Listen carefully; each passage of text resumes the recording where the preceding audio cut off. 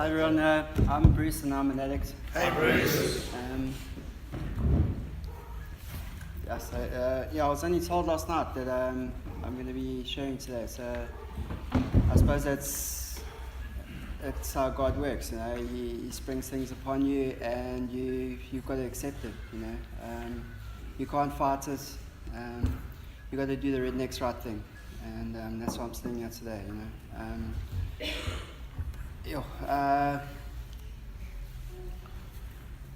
I grew up in this town.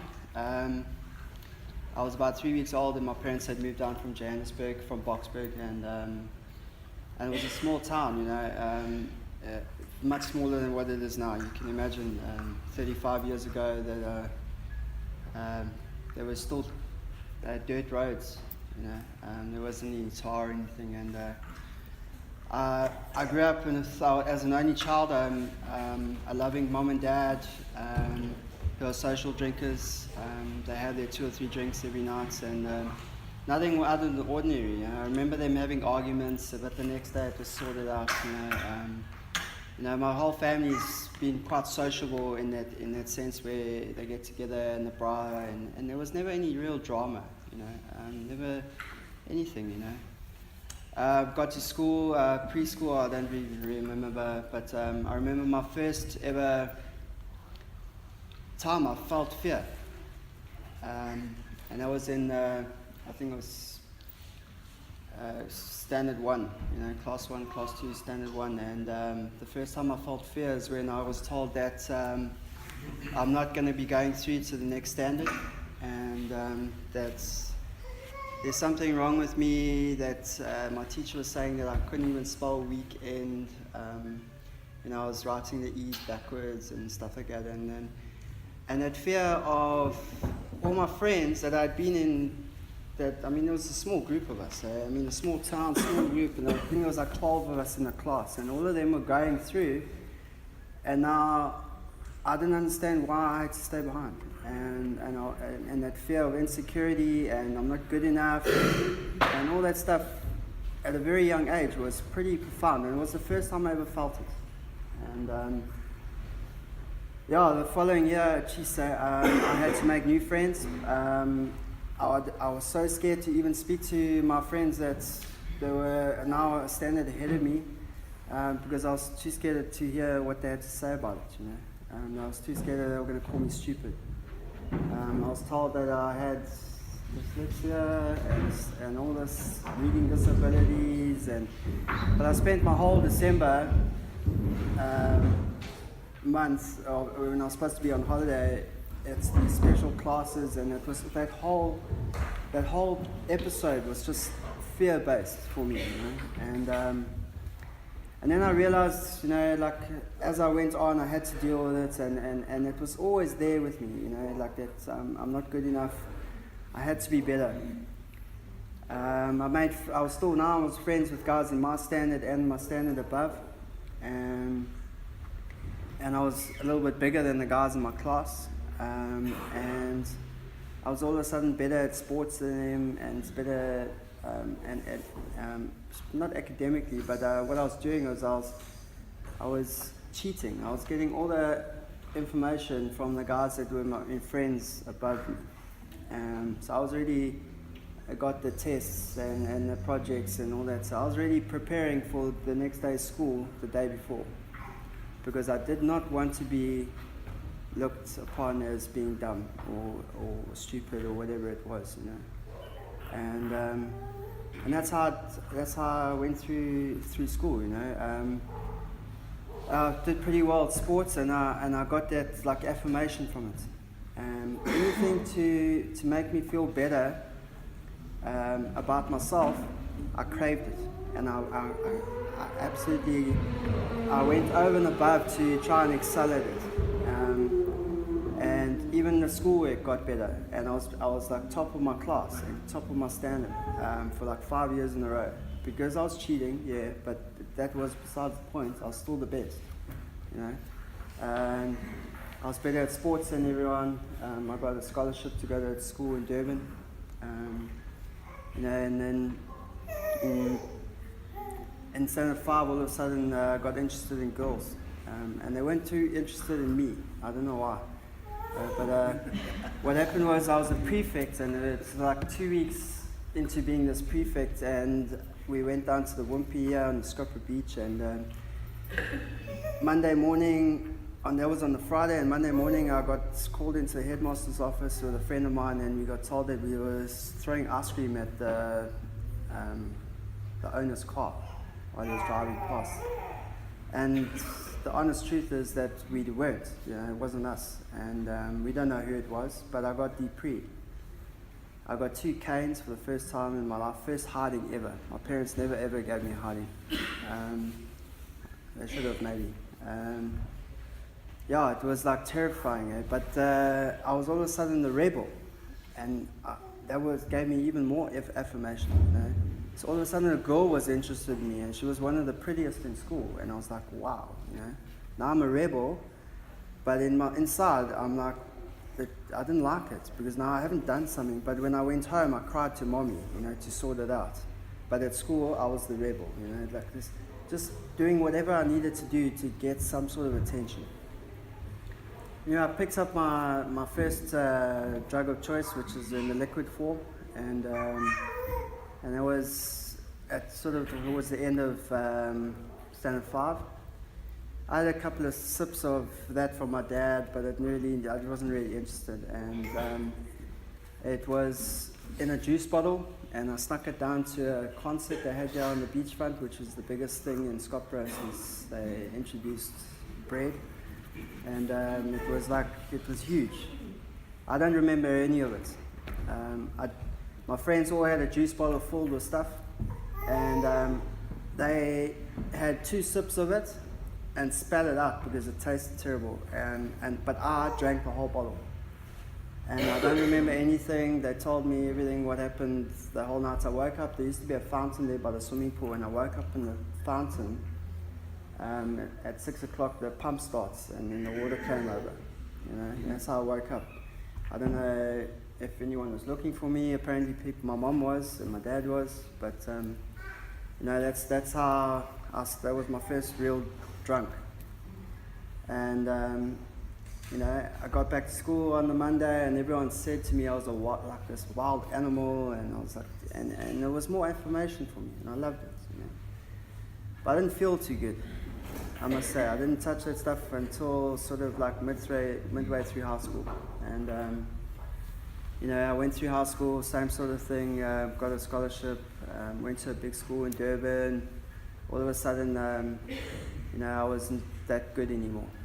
Everyone else was pretty much on par or a little bit better than me, and I had to be better. I couldn't cheat anymore, because now I had to make new friends, and everyone above me wouldn't give me their assignments that they'd done the year before. I had to work, and it was difficult for me, and I didn't like working hard because it wasn't easy. So I just said leave it. My grades dropped. I went from from the A class to like the C class out of like 12 classes in one standard, and I didn't really care, but I was doing well at sports, and I carried on with that. Got to matric, and I wanted to make a certain province, and I did the year before, and then all of a sudden what happened was a guy that was playing thirds made a higher team, a Natal team than I did, and that was it. I was like now so scared that what was the school going to say, I went back on the following week, and we started training, and I went and grabbed this guy, and I pushed him onto the first team field, and I went and played thirds for the rest of the year. So my last 6 months of high school, my friends were telling me that I got a shit nature, and I just really rebelled. I don't even know how I passed matric because I wasn't really interested. I was at boarding school as well, and we were like a form, like a unit, and they pushed me out. As much as I tried to change, I couldn't. I didn't know how to react and how to change. And then we went away for like 2 weeks after matric, and there was obviously a lot of substance around, and all of a sudden it made everybody a little bit lesser, and made me more acceptable, and I liked it. And I started using that stuff right through college, and I had my mom used to say my personality came out at the bottom of my glass, and I was like the life of the party, and I didn't stop. I didn't stop from there. I carried on using. I finished college. I went to an interview that my dad set up for me. Easy, He said, just show up, you'll get the job. And I was like, okay, cool. I showed up, I got the job. I spent 14 years in that same job because I was too scared to do anything, to go and look for something better, something else. Anyway, like, I met my daughter's mom, at the age of about 28. Within this is the whole cycle of girls as well. You either moved in, broke up. It was either rush, everything, throw it all in, no real thinking. And it was always met in those places where, my mom always used to say, don't ever marry someone that you met in a pub, type of thing. And it was always the party with all the girls, party with all the friends, party, and that was it. I used to run out of money by the 1st of the month. I used to be paid on the 25th, and I used to have to beg for money from my mom and dad, and they didn't understand how I could run out of money. I lived in my dad's wallet for a long time. Anyway, so Summer was born, and I realized there was something wrong, because right through the pregnancy and everything like that, I wasn't there. I wasn't there to help her. I remember her mom phoning me and saying she's got stomach cramps, and I wasn't there. I said to her, the doctor said that would happen. Why are you phoning me for such useless stuff? And I got a phone call from her father. Summer was about 6 months old, and I was there at the hospital when she was born. The next day I was supposed to be there to bring like spare nappies and that, and I only rocked up at about 1 o'clock because I was sleeping, because I was out celebrating her birth.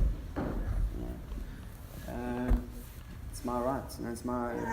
I'll take care of the responsible stuff later. And I woke up with a shock, and her Summer's grandfather phoned me, and he said to me, "You'll lose them." And I said, "Whatever, And I did. I lost them. She found another place to go and stay, and another place to go and work in Maritzburg. And in my arrogance and probably fear, it was about like, okay, cool, no problem. I'll pack the stuff and put the stuff on the trailer, and I'll drive you, and I'll put you up there. Meanwhile, at this stage, my boss is telling me that I'm employed to work 5 days a week and not 2. And he said, "Is there a problem? Is there a problem? Is there a problem?" I said, "No, Anyway, I got to that stage where I phoned my mom in the morning, and I said to him, "Please phone my boss and tell him that I've got the phone in my ear and I'm holding onto the wheel like this of my car, and I'm trying to buckle it." And she said to me, "What are you doing?" I said, No, I've got to make it legit, Mom. I've got to buckle my wheel in order for him to see that it's buckled, if I go to work, And she said, "There's something going on here." So she phoned him, and he told her everything. So there was like this family intervention thing, and somehow I was a weekend dad. I was stealing booze from my dad to take up there. And what happened was they gave me that freedom to use during the week, even more, because I didn't have any handbags. I didn't have any ball and chain to hold me down. And that's where the work caught up. And I was told, my mom came and my dad came later, and I wouldn't even let them in the house. I wouldn't even let them in the gates. Because I knew that they were going to tell me the truth somehow. And I tried to stop before. I tried to stop for like 3 weeks. I made 3 weeks. And I got given a glass of something and said, please drink this because I can't take that miserable look on your face anymore. And so I didn't know how. I didn't know what to do anymore. So I said, well, I give up. What do you want me to do? So it was sort of suggested I go to treatment. Go and get some help in there, and. Anyway, I was supposed to go to Durban. It ended up that I went to another treatment center, and I spent 4 months there. And I didn't know that the best thing I would ever do in my life was spend that 4 months there. And I learned a lot about myself. I went in there and I answered this questionnaire, and I thought, this last one that says, do you think you're an addict or alcoholic? And it was like, I wrote there big yes. I didn't know what it was. I had no idea. I had to learn who I was in order to find out what that really was. And that's who I am. I'm an addict. I use anything outside of myself to make me feel better. Anything. Shopping, clothes, my work, I have to have a better car, or whatever it is. Even my daughter, I can use her for affirmation as well, even today. And I have to catch myself. I was introduced to these 12 steps. And I think that's probably where I had my first real, sort of what they call a rock bottom. Because they said I must be honest, open-mindedness, and willing. So I was honest. And I think a little bit of my competitive side with the guys I was in treatment with, I wanted to be more honest than them, if you know what I mean. It's like mad, but that's the way I was thinking at the time. And I started seeing who I was, and I didn't like it. For the first time, I used to come to this church, to Guild, to this church, not to listen to them reading out of the Bible or whatever, learn about God or whatever the case may be, but to have fun. I never saw any aspects of that. I found a God of my understanding in that place, and without it, I was told without it that I wouldn't get better. So, and then I did step 4, and that broke me even more because, the guilt and shame, not only for myself, but what I had done to others. In my people that I supposedly used to say to a lot to them that I love them. But I didn't know the meaning of it. I didn't know that love is actually, it's an adjective. It's a thing that you actually need to do, and show love and do love. And that for me was amazing, because for the first time I had some sort of direction in my life, or the first time I was willing to listen to the direction that I was suggested to do. And it was at a point in my life, and I realized, I can't be that person anymore. I don't want to be that person. So please show me what to do in order not to do that anymore. And that's how my counselor led me. My 4th month in this treatment center, they had concern groups. I was concerned more in the 4th month because I couldn't hide myself, that little positive attitude anymore. I had to really let the real feelings out.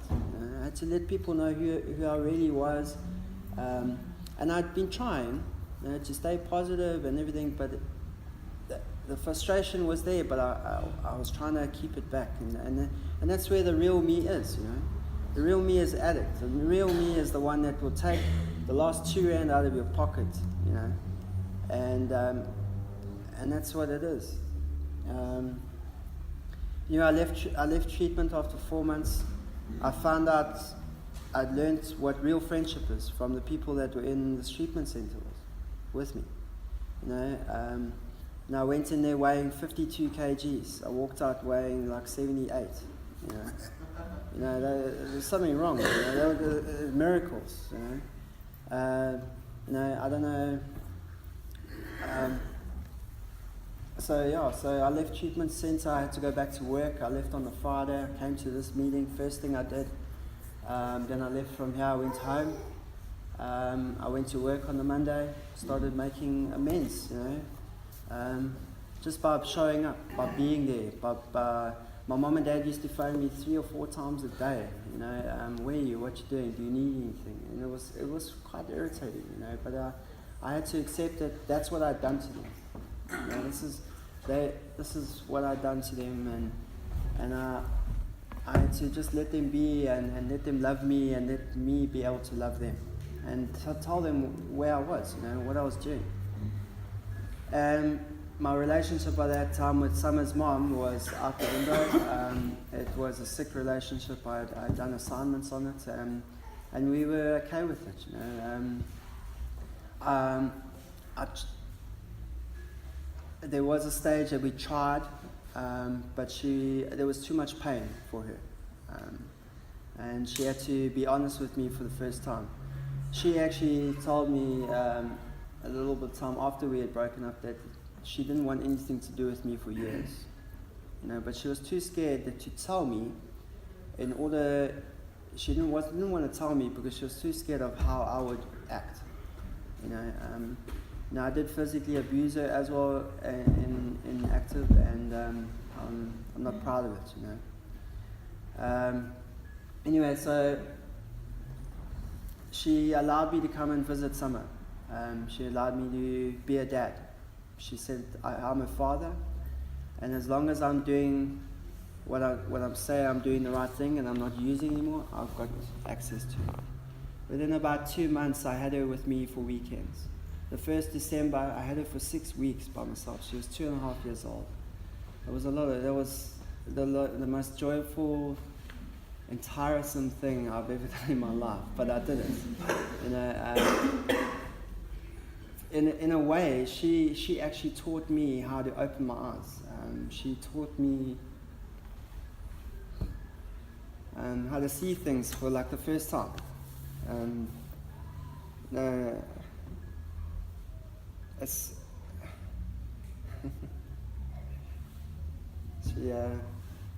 She's an amazing kid,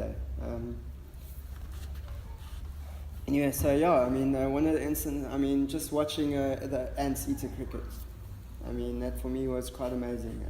And the time that I had for that, you know, I didn't have to run off to the bar. I didn't have to run off down the road and do my own thing. You know, I missed 2 years of her life. I didn't want to miss anymore. And I'm not going to, you know, as long as I do this. About 2 years ago, also, I met. I'd known someone in recovery, and there was no fireworks there at all. And the one day something just sparked, and I'm in a relationship with someone in recovery as well, and she's been the most helpful, patient and loving person I've met. You know, to be with me is hard work. To be around me sometimes is hard work. I can be a nasty piece of work, and I've been shown a lot of compassion and love, and you know, what she's done for me and Summer as well is she's shown me what being a father is all about. It's not always saying yes. It's not always about yes. You can, you know, if it was just Summer and she'll still be sleeping in my bed. You know, she wouldn't have a little fairy room for herself with her own little bed there. You know, because I'm a soft guy when it comes to her, and she's shown me how to be a father as well. You know, another thing that's been pretty profound for me is amends, and that's the greatest gift that I've been given in recovery. Some of the greatest gifts. One of them being to my father. You know, he's always been there for me. My mom's always been there for me as well, but my dad really stands out. We went away to St. Lucia, and it was like I was about 10 months in recovery, and I thought to myself, sure, this is the opportunity. You know, none of my amends, by the way, have gone in any inkling the way I wanted them to go. Some of them I've actually messed up. But most of them I've had to just wait for the amends to appear and for me to, just to do them while they've come, every amends that I've tried to not force upon people, but just to bring up the topic, hasn't worked. Every single amends that's been the most amazing and beautiful has always just circled up, and God's presented it to me. Anyway, this amends to my dad. Went away to St. Lucia on a fishing trip with him, and yes, the first night I'm sitting there and I'm tapping my feet, and he's thinking to myself, he's looking at me, he's going, "What's wrong?" I said, No. Because I had planned for the next morning while we're watching the sunrise coming over the ocean, that's when I'm going to bring on this little amends thing. Anyway, I started it in the morning, and he said, No. I know what you're doing. You're doing that step 9 stuff that you read in that book. He said, No. I want you to sit there and I want you to listen to me. I've read that book, and he's a very intelligent man. He'll probably recite that book. He's read it a couple of times, and he said to me, I know what you've done. I know that you've pretended to be 3 years at university, meanwhile you were only there for 6 months, but I still paid for your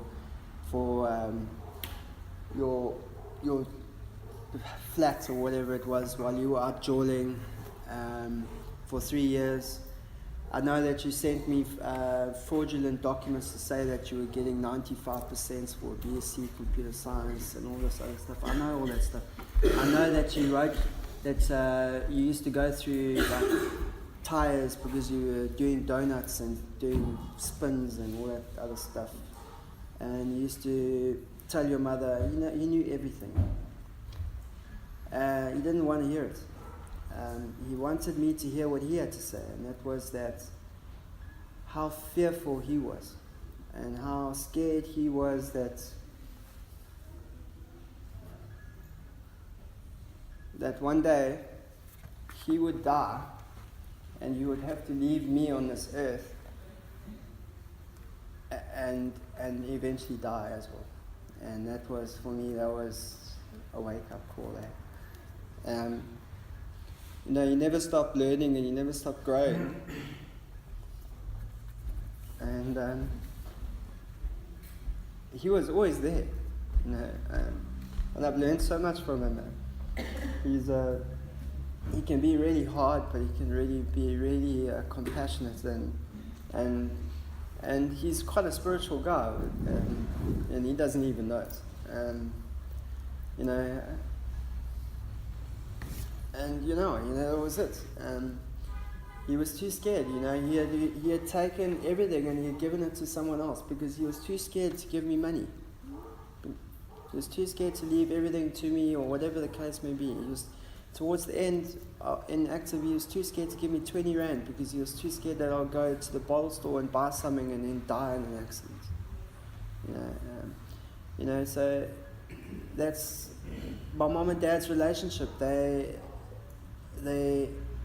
My amends to my parents as parents has been in these rooms, and that's it. Because when inactive, they were sleeping in separate rooms, in separate beds, because the only thing they could ever discuss was me, and that's all the arguments and that they used to have. That's the only argument, and I remember it. I used to walk into a room and they used to say, "What do you want now?" Not hello, nothing. I've got cousins in Johannesburg I've made amends to. I've done a lot of things that they've come down, and I've taken them and I've shown them things, and they've seen a change, and they've seen something different in me, and they say, "Whatever you're doing, Bruce, just keep doing it, because you got a twinkle in your eye again, and we want to continue seeing it." And my little girl now, she's 6, and she's a real light of our lives. We share a home together, we share a life together. Geraldine and myself and her.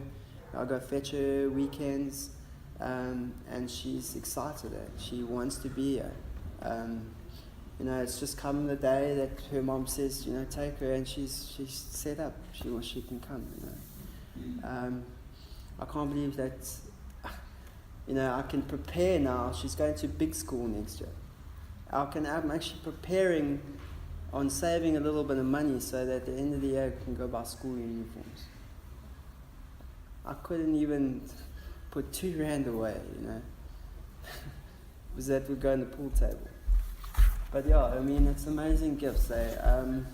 This fellowship that I'm friends with and that I try and be involved in as much as I can is absolutely amazing.